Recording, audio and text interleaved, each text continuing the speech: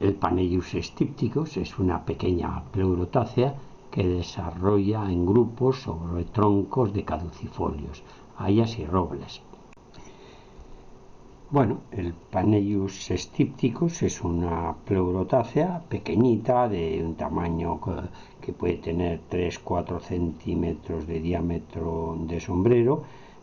Tiene un pequeño pie excéntrico o casi lateral, del cual salen láminas en abanico muy finas, estrechitas y apretadas, y un sombrero como vemos de un color café con leche o un ocre claro, muy finamente afelpado y seco. El pie es igualmente blanquecino y un poco afelpado. Aquí tenemos un detalle del limenio del Panellus stipticus. Vemos las láminas y las lamélulas y aquí una parte de la superficie del pie. En principio, si vemos cómo nos acercamos un poquito más, vemos que las aristas no son lisas, sino que ya a simple vista con una lupa pues presentan una fina pilosidad. Y de la igual manera, si vemos la superficie del pie, tampoco es lisa, sino que parece que tiene una pulverulencia. Aumentándolo un poquito más, vemos esa pulverulencia. Y lo mismo nos pasa si vemos las aristas, vemos las láminas, como eso, vemos que realmente no son lisas y no tienen, pues se ve aquí unas finitas, una finísima pilosidad. Bien, vamos a hacer en primer lugar un estudio de la laminilla del limenio, que como es muy fina y estrechita, pues simplemente cogeremos un trocito y lo veremos sobre un portaobjetos. Luego veremos la superficie y también, por supuesto, las esporas, pero a partir de la esporada con un sombrero que a continuación pondremos para esporar. Con una nos basta, y entonces aquí vamos a coger una fina laminita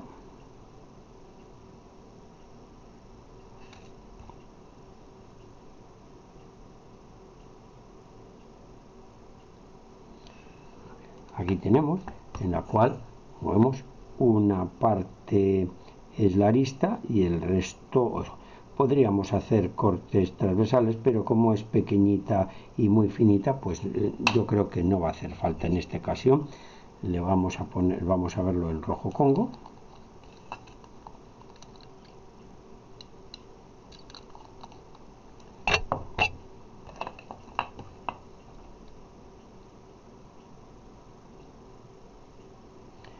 Aquí ahora dejaremos un par de minutos a que se tiña.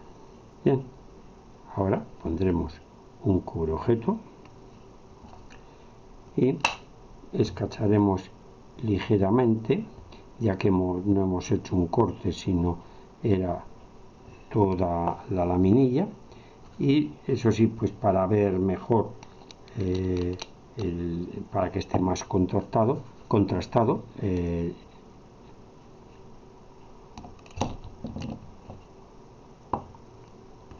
lavaremos el pigmento, el colorante escorante.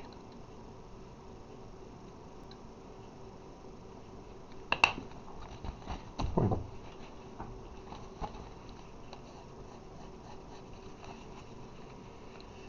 y esto ya está listo para la observación al microscopio. Aquí tenemos la porción de laminilla que hemos puesto, y lo primero que nos llama la atención es la arista que tenemos aquí. Esto es la arista, vemos que se está muy oscura. El resto es las caras de de la lámina que al apretar pues se ha desgarrado en distintos puntos. Entonces, por un lado vemos aquí el interior de la lámina, que vemos que está formada por hifas más o menos paralelas. Aquí vemos las hifas estrechas, se disponen de manera paralela, presentan tabiques. Aquí las tenemos, y son de paredes, como vemos, bastante gruesas. Esto es lo que le da una cierta consistencia. Estas hifas hacia la superficie van dando unas estructuras diferenciadas, que son los basidiolos, fusiformes y apuntadas, y otras más ensanchadas, más claviformes, que son los basidios, que terminan en 2 o 4 cuernecitos, que son los esterigmatos, y que son los que dan las esporas. Aquí tenemos basidiolos y basidios. Si vemos para otra parte donde estén más sueltos, pues aquí tenemos también basidiolos y basidios. Seguimos por aquí y vamos viendo.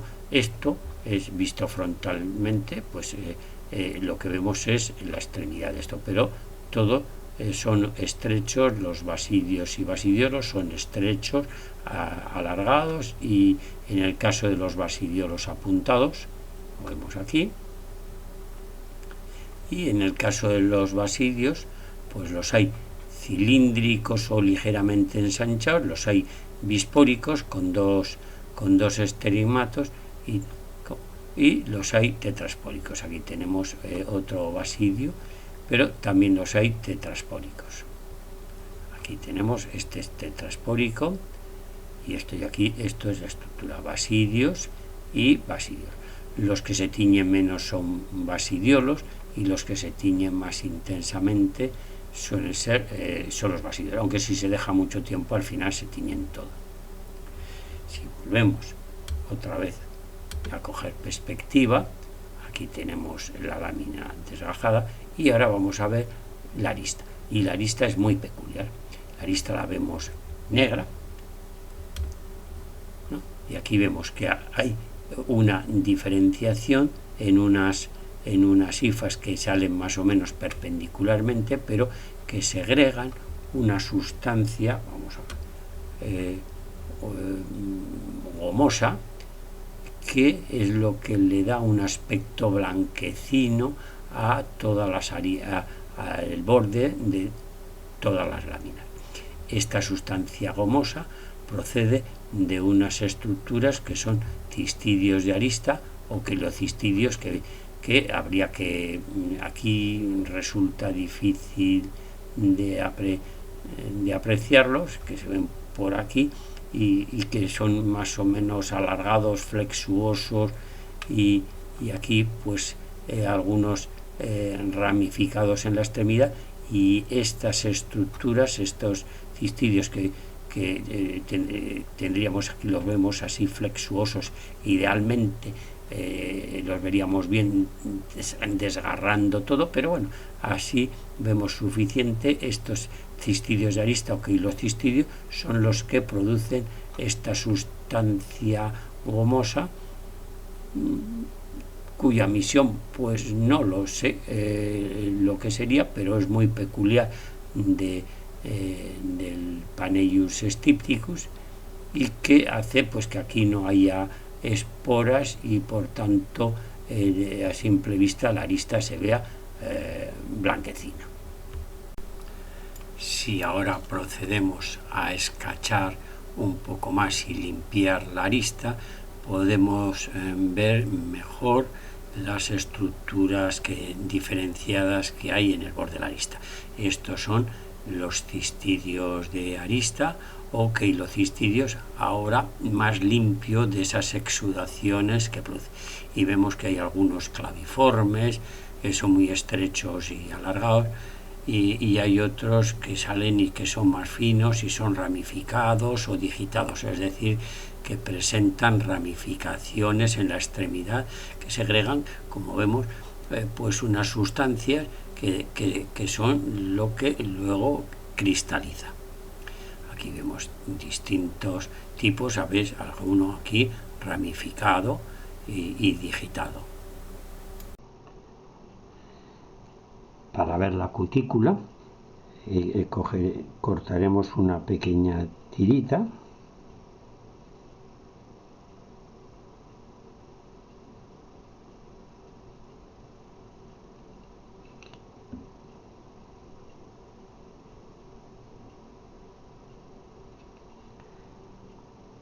y aquí haremos unos cortes transversales para intentar verlo, pues de la estructura, el cambio entre la carne, la trama y la superficie.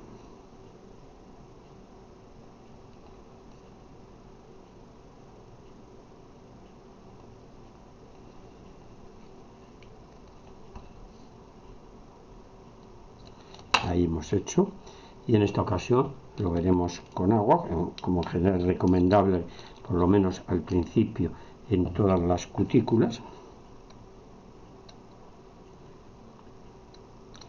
Y esto lo dejaremos unos minutos que se empape bien para que haya el mínimo de burbujas.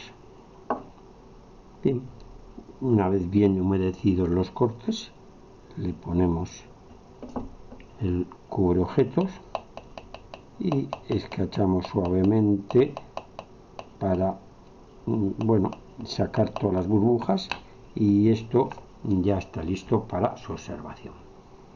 Bueno, aquí tenemos uno de los cortes que hemos realizado, que lógicamente podemos en este caso fácilmente interpretar que esta es la parte interna, esto sería la carne, este es el grosor de la tirita que hemos hecho y este es el grosor del corte, y por tanto esto es lo que sería la superficie del sombrero, que se ve como de este color ocráceo o un café con leche.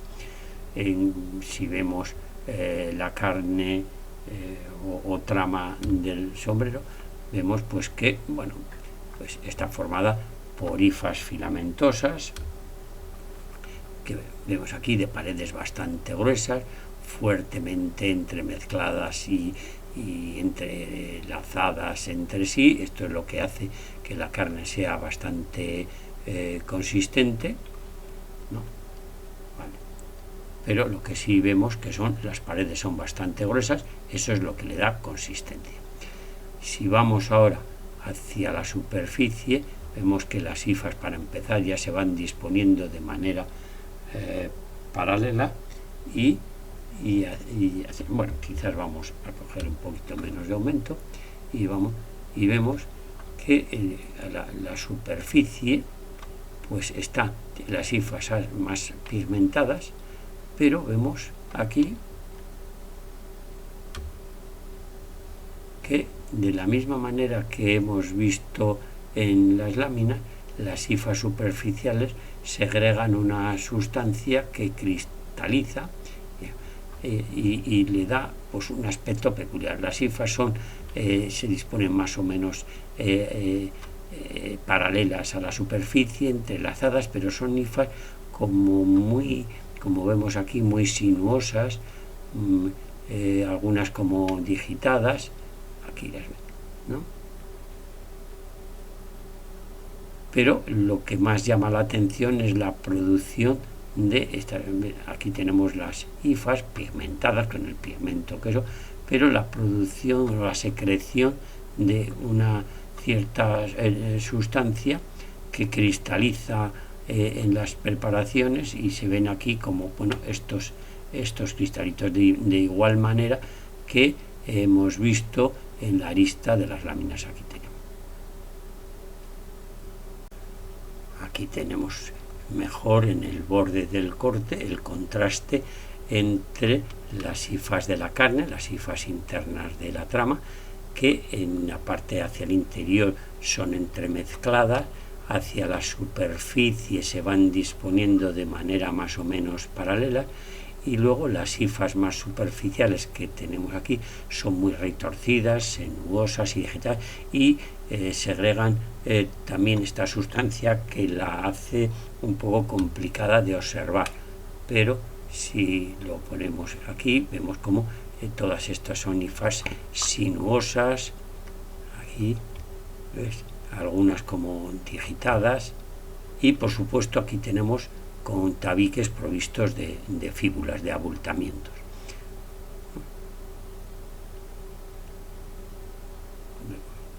Aquí. La producción de numerosos cristalitos, y aquí tenemos las hifas, pues con digitaciones y sinuosas, con terminaciones de las hifas sinuosas y digitadas. Y muchos cristalitos de todo esto proceden de las hifas que han cristalizado en el medio de observación. Para estudiar las esporas, bueno, simplemente cortaremos pues un sombrero completo con sus láminas, lo pondremos sobre un portaobjetos, lo tapamos, aquí vemos, con un papel de verdad, no es necesario, pero esto mantiene la humedad ambiental y se garantiza que en pocas horas tengamos esporas aquí. Y ahora pues es esperar unas horas y simplemente directamente ponemos agua sobre el portaobjetos, un cubre, y a observar al microscopio. Las esporas se producen en grandes cantidades, como tenemos aquí, sobre un pequeño cristal, un portaobjetos, y buscamos una zona donde estén más dispersas.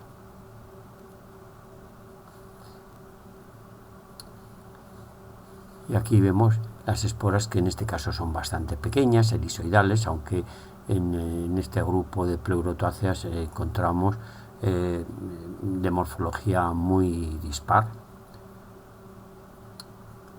Y aquí vemos las esporas, están observadas en agua, se ven que son elisoidales, se ven que son de paredes lisas, de extremos redondeados en ambos casos, y presentan pues un apículo. Dado que el tamaño es pequeño, podemos proceder a observarlas con el de mayor aumento. Aquí tenemos las esporas vistas al mayor aumento, con el objetivo de 100. Vemos que son de paredes lisas, tienen un pequeño apículo que es por donde se sujeta al basidio, pero en general los extremos son esporas elipsoidales. Pues el contenido es vacuolar, aunque no suele ser, en general aquí hay pequeñas vacuolas en vez de unas vacuolas grandes, pero eso puede cambiar de unos géneros a otros. Aquí tenemos. Aquí es importante observarlas también con Meltzer para ver si contienen almidón, aunque ese es un carácter que se ve mucho mejor sobre la esporada y de forma macroscópica.